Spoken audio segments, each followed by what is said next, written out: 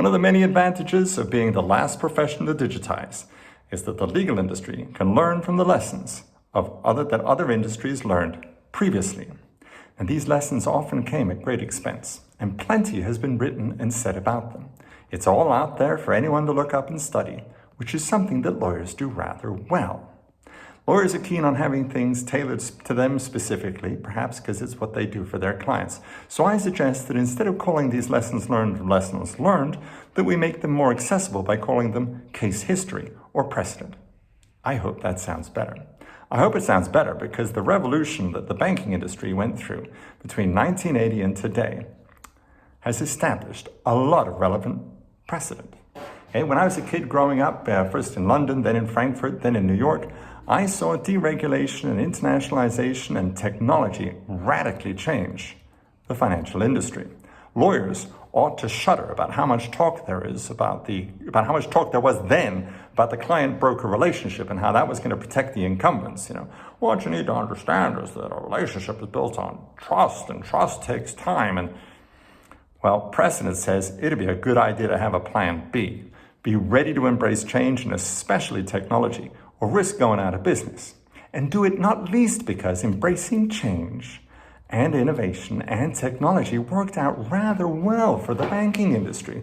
Well, I don't know if you've noticed, but bankers have spent the last 40 years making absurd amounts of money. Okay? Now, bankers, as is their wont, they followed their money. And they did this without too much gnashing of teeth or pulling of hair or, foaming at the mouth. The industry saw a blizzard of mergers and acquisitions.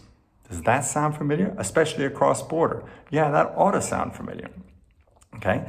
And, they did this for many different reasons. One, to provide more services. One, to access new markets, gain market share, or simply for reasons of personal ego.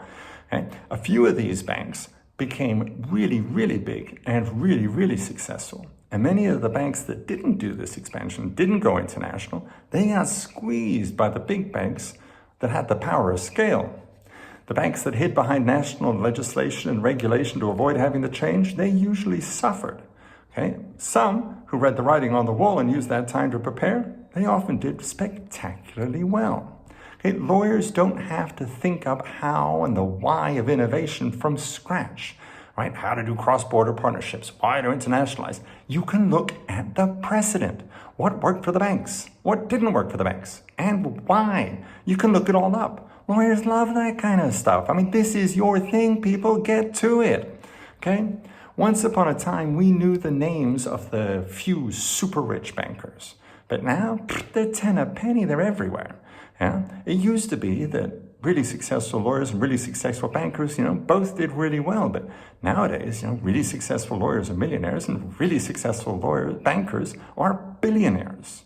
So, what to do? Well, try looking at the precedent, right? Because there is plenty of precedent for the legal profession in how the banks did. And you know what? The banks proved that if you get it right, you can make a crazy amount of money. My name's Nick Houghton, Think Legal Tech. The solution is out there.